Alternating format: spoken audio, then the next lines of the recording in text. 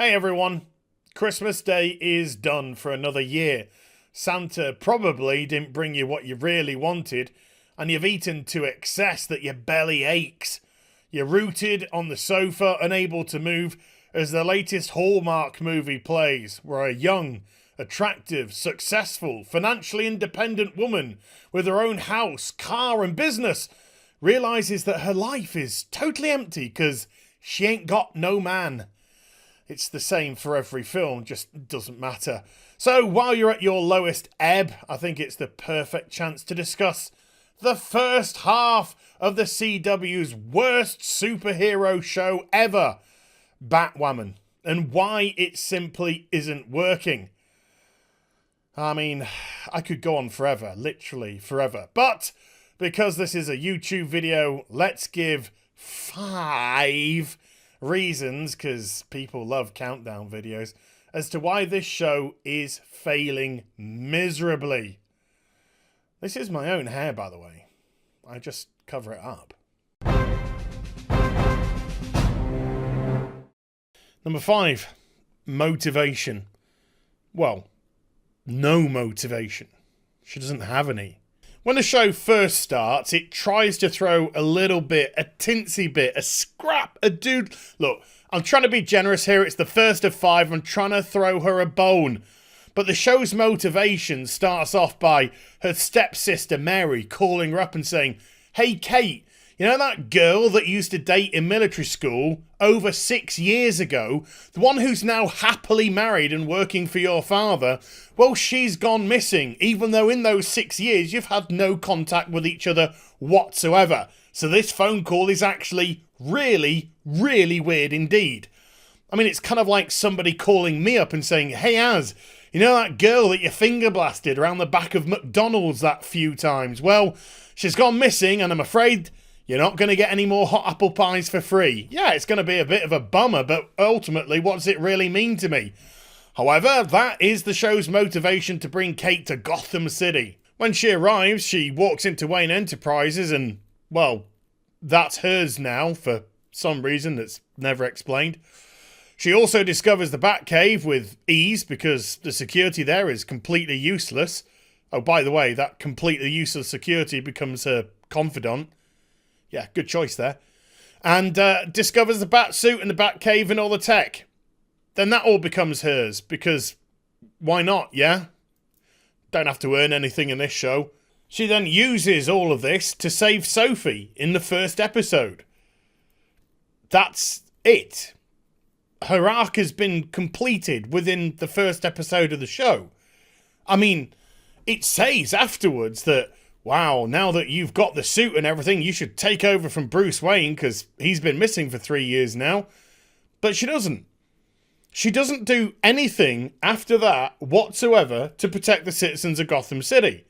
In actual fact, quite the opposite. She constantly captures and releases her sister who then goes on to commit crimes, steal, murder. So Kate actually puts the citizens of Gotham in more danger once she takes the mantle of the Bat. So what is her motivation? It's just a selfish one. She just uses the powerful tech at her disposal to do what she wants. She has no motivation. Number 4, Kate's madly in love with Sophie. But she's kind of not. At all. Really. The show operates off the theory that Kate Kane is madly in love with Sophie and has yet to come to terms with their split, which happened almost 6 years ago at military school. However, in the first 8 episodes of the show, it contradicts this twice. You see, when she gets thrown out of military school and, in her eyes, betrayed by Sophie... They betrayed me, they didn't keep their promise, they tricked me and I don't care anymore. Betrayal, of course, being Sophie didn't do what she wanted her to do. Then she went away, travelled the world for some reason which we'll get to later. Bruce, wanting to make sure that she was okay, sends Julia Pennyworth, Alfred's daughter, to check up on her. They immediately jump into bed together. Now, this could be seen as a potential rebound, But Kate is mad with Julia, feeling as if she had been conned in some way to believing that she was just an instructor and thinking that Julia's feelings weren't legitimate, which intimates that she wanted more from their relationship than just a bit of wham bam thank you. Excuse me, it's ma'am. It is ma'am. Yes, that. And then the very first lesbian she meets, because this is terrible CW writing, they get into a relationship together. And the only reason why these two split up, after jumping into bed immediately, of course, is because they tried to have some sort of terrible duality storyline, where Kate was finding it difficult to balance Kate Kane, the businesswoman, with Batwoman, the selfish masked criminal. I don't even know what she's meant to be. And that's why the two split up. While at the same time trying to masquerade that Kate can't get over the split between her and Sophie. It doesn't make sense and therefore doesn't come across as genuine. And with Sophie being married to a man, making her potentially bisexual as opposed to gay, Kate appears to treat Sophie like a lot of the LGBTQ plus community hate to be treated, almost in a fetishized, oh my goodness me, how do you even say this word? Fetish-sized manner. And therefore, when you haven't seen somebody for 6 years and you treat them like this, it comes across exactly how it feels. Really, really creepy. Number 3, Kate's been trained. Why? Look, I could cut this one really short and just say, it's really bad writing. Because it is really bad writing. But the way that they've got to it is actually rather hilarious. You see, the reason for Kate's training is explained in a single line in the first episode, where Kate monologues that she was sent away to train with some of the best fighters and survivalists around the world so that she could return for a job in the Crows. Have you seen these clowns? They're meant to be full of ex-Navy SEALs and Green Berets. They couldn't find a hamburger in a McDonald's. No, not the McDonald's that a finger does. We don't need to go back there again. But to be sent away for 6 years is ludicrous. I mean, Kate would have to be the most stupid person on the planet. I'll give you an example. The SAS, one of the most feared branches of any army worldwide, one of the most intensive training procedures you could possibly go through. How long is it? It's approximately 31 weeks. She's away for 6 years to train for a security firm. Oh, no. Okay.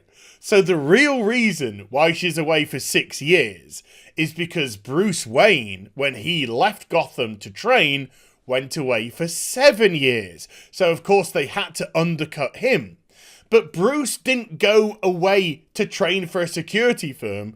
Bruce left Gotham to train so when he came back, he would wage war on the criminal underground of Gotham City. It wasn't just fighting skills and survival skills that he was training himself in. He was training himself in everything that he possibly could.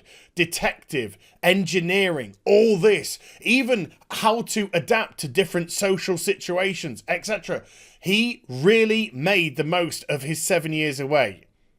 Kate's training for a job in a security firm. But we know the true reason, again, on top of this, the true reason is that she could just immediately assume the mantle of the Bat and kick everybody's ass, making her a Mary Sue with a throwaway line. And we all know how Mary Sues end up, hey? Everybody loves them, don't they, Ray? Number 2, why haven't you done anything heroic at all? Since the very first episode of the show onwards, Kate Kane has had access to everything the Batcave has to offer, from the suit through to the gadgets, the Bat computer, and I think by the looks of it, all of Wayne Enterprise and its money? That one still hasn't been explained in 9 episodes, by the way. Never mind, anyway. Moving on. And in that time, she's managed to capture a grand total of 1 criminal. Yes, 1 single solitary criminal. I mean, don't get me wrong. She did capture one of Alice's henchmen and tortured him for a bit and then let him go.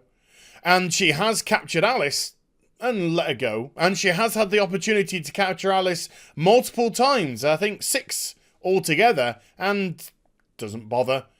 And in that time, Alice goes away and keeps murdering people, making Kate Kane an accessory to all of her crimes. Even a young mid-teen Clark Kent in Smallville would give you all the benefits of the doubt, but as soon as you crossed the line, that was it. He was taking you in no matter what. Batwoman is literally letting her sister get away with murder.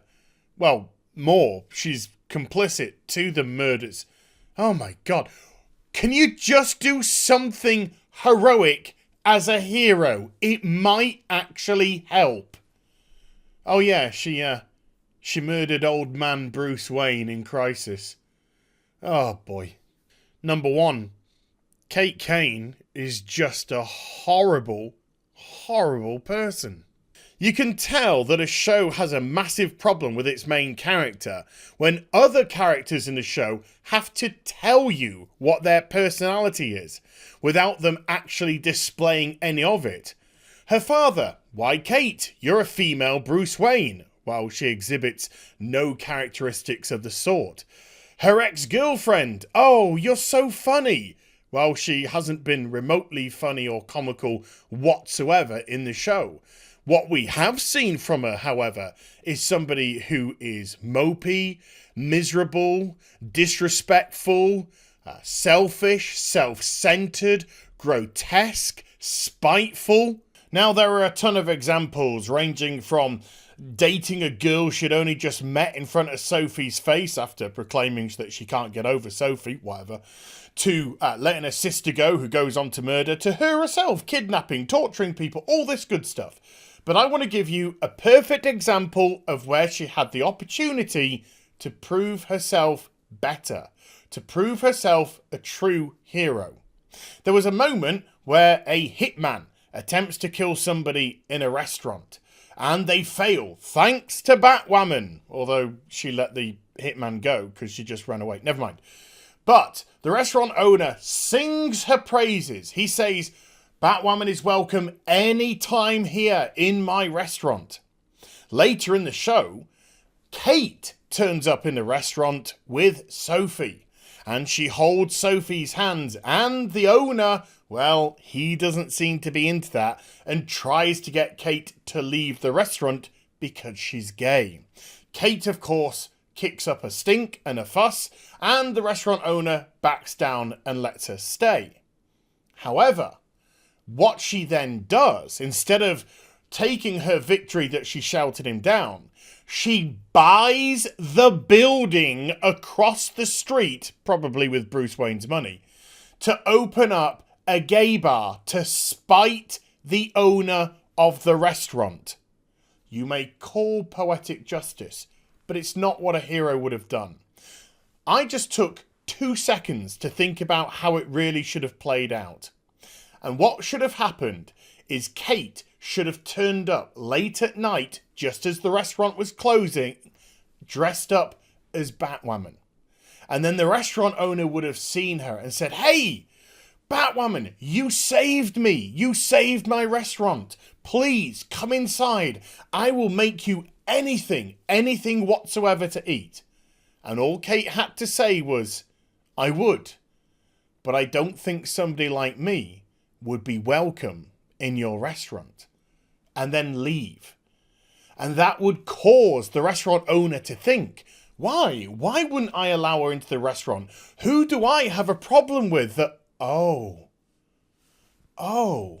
I got a problem with gay people, and therefore Batwoman must be gay. And that may have actually made the restaurant owner learn from his mistake and become a bit more open-minded. But no, she bought a building to open a gay bar to spite him. Very, very heroic indeed. Look, cards on the table. I could have saved us all 15 minutes and just gone, 'cause it's shite!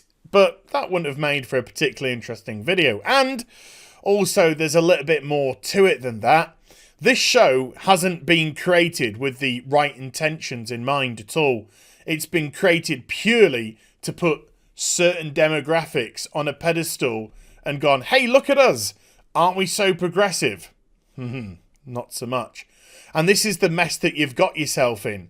You've got writers who don't understand what being heroic or even a hero entails. You've got a main character that's actually detestable. It's incredible. It's so negligent of the showrunner, and it's so negligent of the CW. A television's show, its job is to entertain people. And along the way, if they learn something, cool. But when you just want to go lecture, and unfortunately lecture with your weird-ass far ideology in mind, you get this abysmal cluster fudge Christian channel of a show. A show that's got 13 episodes still to come.